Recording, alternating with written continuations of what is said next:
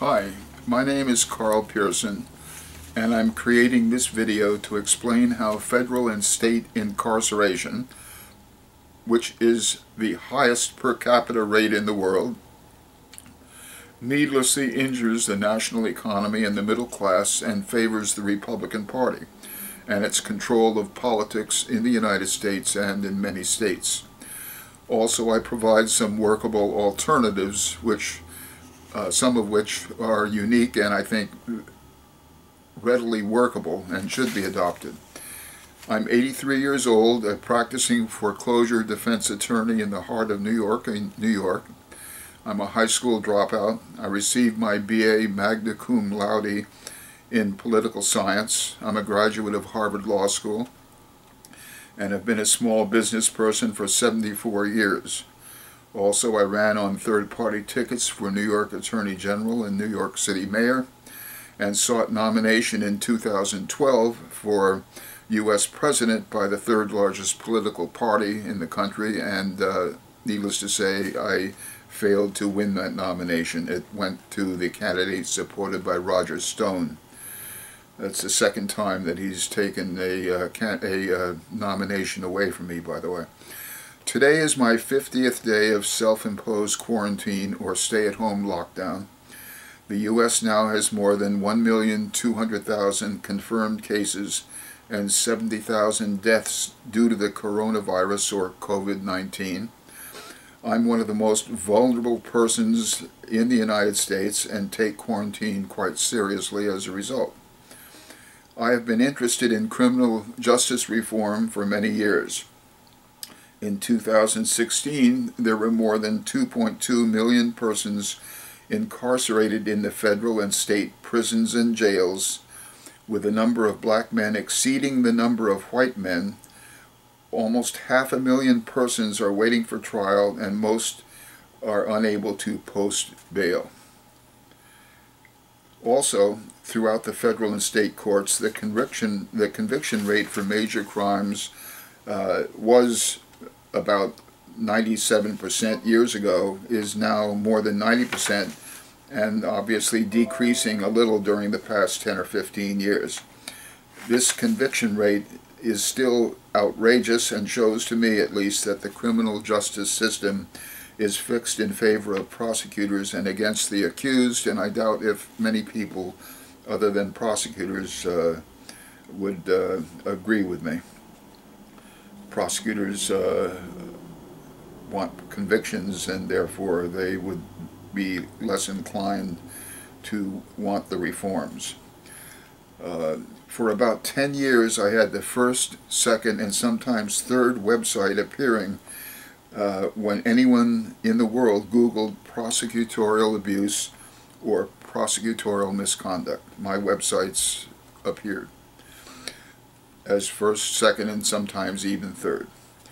The U.S. has a higher incarceration rate per capita than any other civilized country, which has resulted from A, the causes that I will list, then B, I will provide a list of the adverse effects of this excessive incarceration, and finally C, I will provide a list of things needed to remedy the incarceration problem, and some of them are pretty unique and I think should be adopted and would really control the problem completely.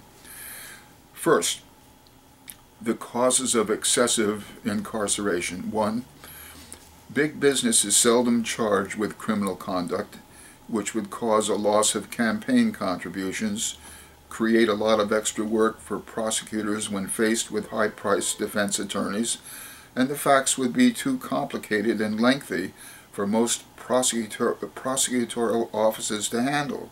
I mean, we're dealing with trillions of dollars of sales, for example. 1 or 2 or 10 or 20 people can't handle that.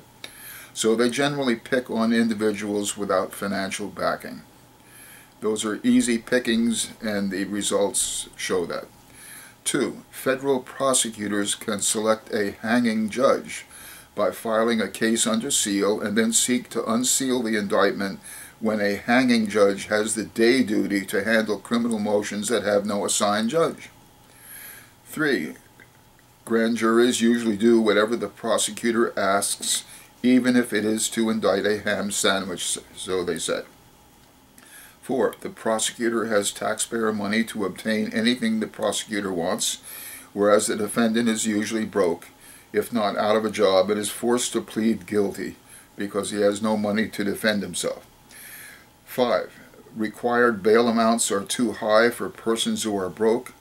6. Assigned counsel often have little experience and are paid very little and often much belatedly, and quite often really just do a plea bargain deal, which they expect to do, and they aren't really providing representation, or effective representation, I should say.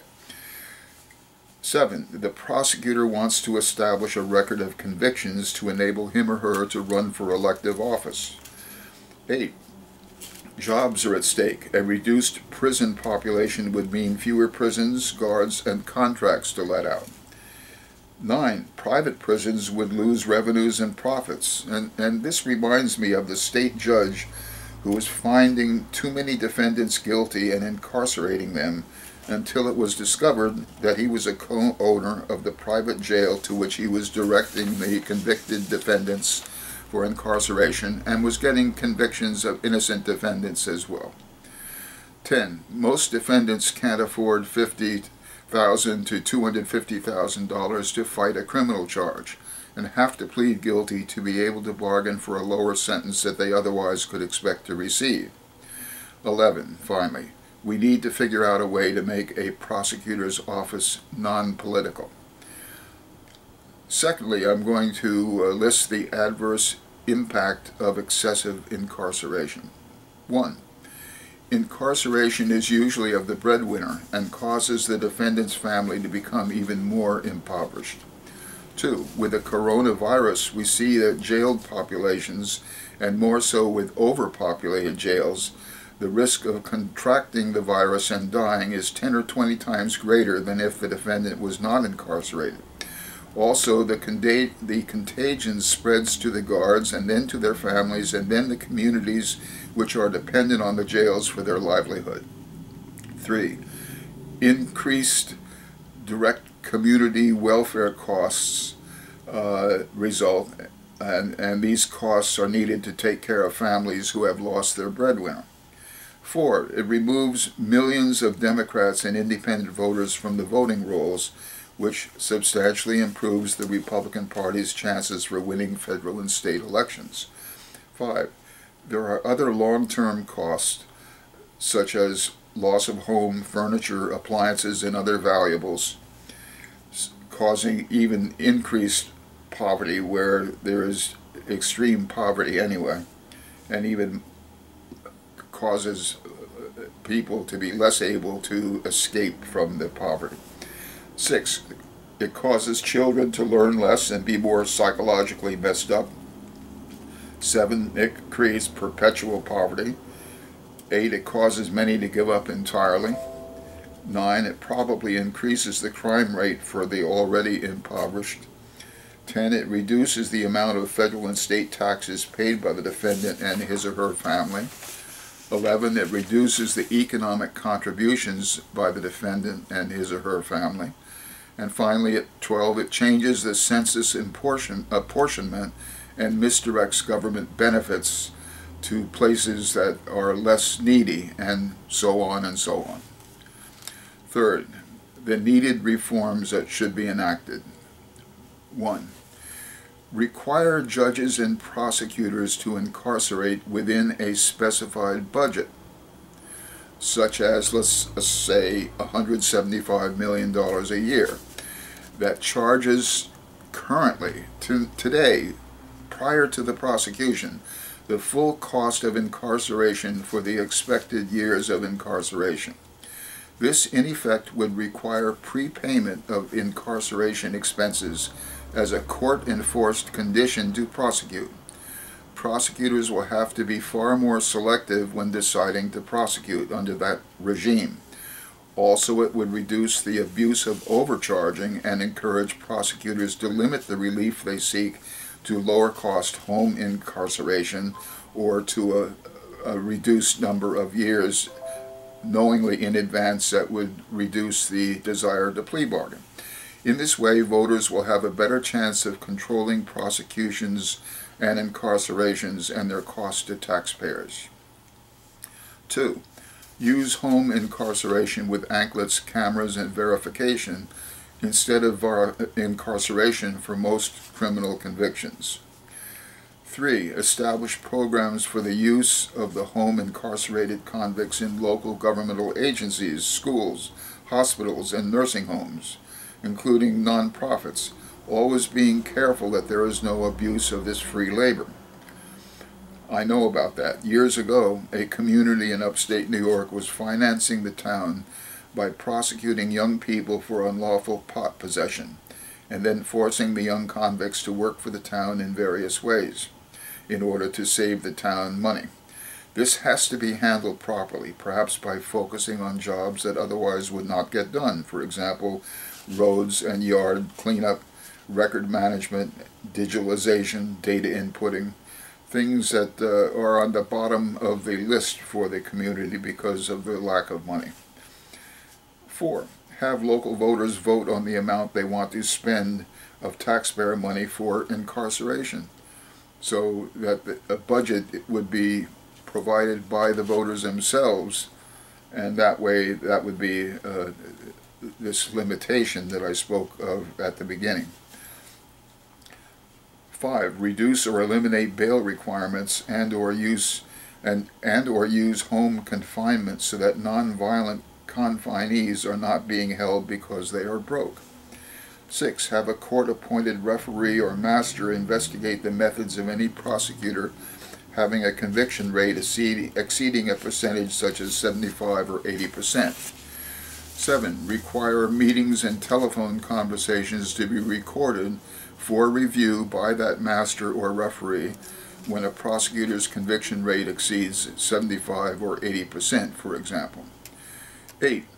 Rewrite the rules to reduce the considerable advantage of federal and state prosecutors, for example, judge selection, overcharging, threatening persons with obstruction of justice charges, grand jury secrecy, forfeiture litigation, and use of forfeited items. And that is a serious problem because there are too many forfeitures that are designed merely to take a person's property and do so without really any process of law, no discovery, no trial, and they wind up using that property personally or in the community by that way of what is basically law-permitted theft of property. 9. Make sufficient money available so that a defendant is able to retain counsel as experienced as the prosecutor's office. 10. For existing inmates, set up an immediate program to reduce the prison population involving appropriate use of the following factors: crime involved, years served and years remaining, age and vulnerability to the coronavirus, violence or not involved in the crime, and a cost analysis from the budgetary standpoint, and other factors deemed appropriate. By these reforms, the prison population per capita will decrease by 50 to 90%, with direct cost savings of $1 trillion per year, which is a pure guesstimate on my part. I haven't really taken the time to analyze it. And indirect savings and benefits of, another guess, 10 to 20 times as much. Well, I said what I planned to say, and I'll say so long until my next video.